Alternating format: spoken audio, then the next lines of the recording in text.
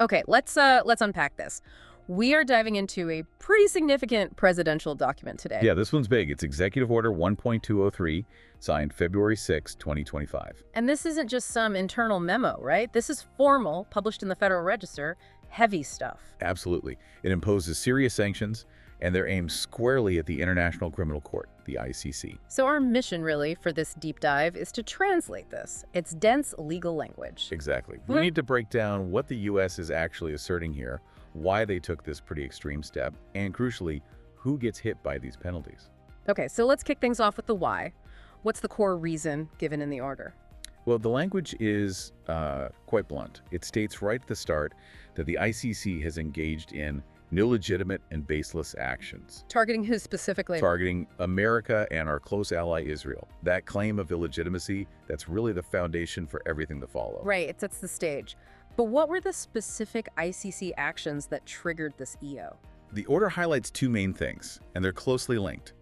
First, the ICC asserted jurisdiction and opened investigations. Investigations into personnel from the U.S. and allies, Israel being the key one named here. Correct. And this jurisdictional fight, it's been simmering for a while, So what pushed it over the edge now? What was the immediate trigger? It seems to be the ICC issuing arrest warrants.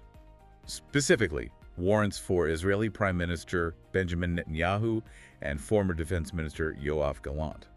Ah, okay. So moving from investigation to active warrant. Exactly. For the U.S., that looks like a major escalation. It's seen as moving from a legal disagreement to actively interfering with an ally's leadership. And that demanded a strong response from their perspective. A comprehensive defense, yes. Which brings us back to that core issue you mentioned earlier. Sovereignty. Precisely. The EO spells it out very clearly. The U.S. position is that neither the U.S. nor Israel are parties to the Rome Statute. That's the treaty that actually established the ICC. Right, so the argument follows. If you didn't sign the treaty, you don't recognize the court's jurisdiction over your people, period. So they're saying that ICC is basically acting outside its legal bounds by going after citizens of countries that never agreed to its authority? That's the heart of it. That lack of consent is key. And notice how the U.S. framed this not just as a diplomatic spat. No, the language is much stronger. Much stronger. The EO determines that any ICC effort, investigation, arrest, detention, prosecution of these individuals constitutes an unusual and extraordinary threat. Wow, unusual and extraordinary threat to the national security and foreign policy of the United States. That's serious terminology. It really is. And that specific phrase, you have to understand, it's not just rhetoric. It's the legal key. It unlocks emergency powers. Exactly. Powers under IEPA, the International Emergency Economic Powers Act, and the National Emergencies Act. That's the legal basis for the sanctions that follow. Okay, let's pause on that for a second, because using IEPA here, that feels like a massive escalation, doesn't it? It's huge. I mean, historically, you see IEPA used for, well, genuine national emergencies. Think terrorist groups, hostile regimes. Right, like North Korea, Iran, major drug cartels, things like that. Exactly. Applying that same legal framework, that same level of threat declaration to an international court. That's effectively reframing the entire situation. It turns a legal argument over jurisdiction into a national security crisis. Pretty much. It signals the U.S. is willing to deploy its economic power to block this external judicial process entirely. Okay, so the aim is clearly protection. Let's move to who exactly is being shielded by this order and who is being targeted by the sanctions. Good question. The order defines a category called protected person. It's in Section 8D. And how broad is that definition? It's very broad, and likely intentionally so. For U.S. citizens, it covers current or former military members, current or former elected or appointed officials, and really anyone who works for or has worked for the U.S. government. So a wide range of government and military personnel. Yes, unless, and this is the important caveat, unless the U.S. actually consents to ICC jurisdiction over them, which the EO makes clear hasn't happened. Okay, that covers the U.S. side. But you mentioned allies earlier. The protection extends. It does, and that's where the geopolitical angle really comes into play. It also protects foreign individuals who are citizens or lawful residents of a U.S. ally. Which allies are we talking about? Specifically NATO members, or designated major non-NATO allies. Is there a catch for them too? Yes, similar to the U.S. rule. The protection applies only if that ally also hasn't consented to the ICC having jurisdiction over that specific individual. Interesting. So the U.S. is using its own legal emergency powers to create a shield not just for itself, but for key partners, too. That's exactly what it looks like. It's like saying, if you're with us and you don't agree with the ICC either, we'll use our muscle to protect your people, too. It sort of pulls those allies closer into the U.S. position, doesn't it? Discourages them from cooperating with the ICC on these matters. It certainly seems designed to have that effect. It assures people across the U.S. government, military, and allied nations that the U.S. sees an ICC investigation as a hostile act it will counter. And this isn't entirely out of the blue, right? There's history here. No, not at all. The order itself mentions ASPA, the American Service Members Protection Act. That was passed way back in 2002. Right, sometimes called the Hague Invasion Act, although that's a bit hyperbolic. Maybe a bit, yeah.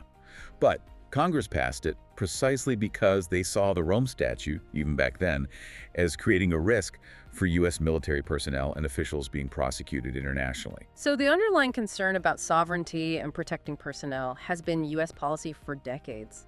It has. This executive order, though, feels like the most aggressive activation of that policy we've seen.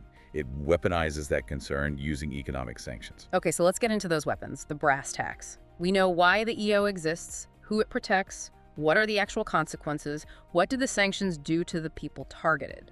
Right, the tangible effects. They're significant and seem designed to pressure individuals connected to these ICC efforts. There are two main pillars here. Okay, pillar number 1. Financial blocking. That's under Section 1. Blocking what exactly? Lay that out for us. It means freezing assets. Yeah.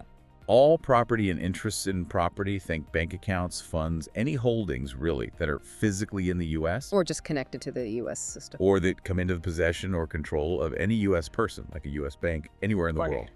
They're immediately blocked. Frozen solid. Who specifically gets hit by that freeze? Is it just the top ICC officials? It starts with people listed in an annex to the order, which we haven't seen. It's likely classified or controlled. Okay. But it also extends to any foreign person who is determined to have directly engaged in ICC efforts, investigation, arrest, prosecution against a protected person without U.S. consent. So investigators, maybe prosecutors? Could be. And crucially, it also hits anyone found to have materially assisted those efforts, Materially assisted, what does that mean? providing financial support, material support, even technological support. So it could potentially reach beyond just ICC employees. And there's more, right? It's not just about freezing assets. Correct. Sections 2 and 3 prohibit U.S. persons from making or receiving donations, funds, goods, or services to or from anyone who's been blocked. It cuts off their ability to transact. Okay, that sounds incredibly disruptive, making it very hard to operate financially if you rely on the US dollar system or US banks at all. It absolutely aims to isolate them financially. Then there's the second pillar, Which is travel restrictions. Section 4. This one feels even more personal. how so? It suspends entry into the United States for any non-U.S. citizen, any alien who meets the criteria for financial sanctions. Basically, they're banned from coming here. Banned from visiting, working, immigrating. Correct. Again, the net is cast fairly wide here. It's not just the main targets. No. The travel ban can apply to any alien the Secretary of State determines is employed by the ICC, or even just acting as an agent for the ICC. So that could impact a much larger group of staff at the court, making it harder for them to operate internationally, potentially hire people. That seems to be the intent, to create operational difficulties. But there's one detail in this section that really jumps out. What's that? The ban extends to family members. Seriously? Yes. The text explicitly states the suspension of entry also applies to the immediate family members defined as spouse and children of the sanctioned individuals. Wow. That moves it from a professional dispute to something deeply personal. It does. It's clearly designed to maximize pressure, making individuals weigh their work at the ICC against their family's ability to travel to or live in the U.S. That's a level of pressure usually associated with actions against adversaries, not international organizations. The message seems pretty clear.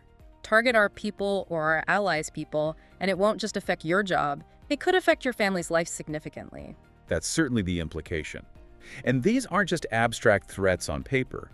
The order gives the Treasury Secretary, working with the Secretary of State, the authority to implement these rules immediately. And it doesn't stop there, does it? There's a follow-up required. Right. Section 5 and 10 mention that within 60 days, the Treasury Secretary has to report back, identifying additional people who meet the criteria for sanctions. So the list can grow. It's designed to be an ongoing process. Exactly. It keeps the pressure on. It ensures this isn't a one-off reaction, but potentially an expanding set of restrictions. Okay, so just to recap the core action here. Essentially, the U.S. declared the ICC's assertion of jurisdiction over its personnel and Israeli personnel, who are citizens of non-party states, to be a national security emergency.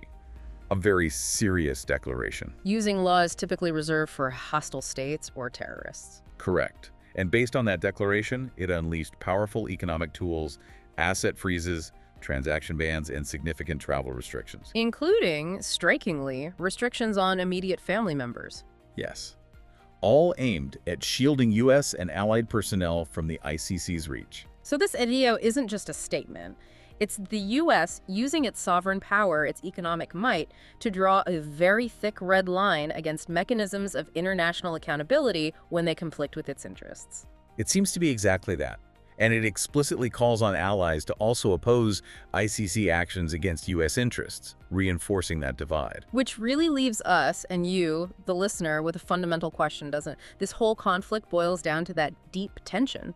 National sovereignty versus the idea of universal international accountability. It really does. If powerful nations like the US and their allies can simply refuse to consent to global courts and then use their power to actively undermine them when they try to act, well, how does international justice function? How is it defined? How can it possibly be enforced across borders consistently? That's a big, unanswered question this executive order throws into sharp relief. It's about the future balance of power in international law. Definitely something to mull over long after this deep dive ends. Where does that balance lie?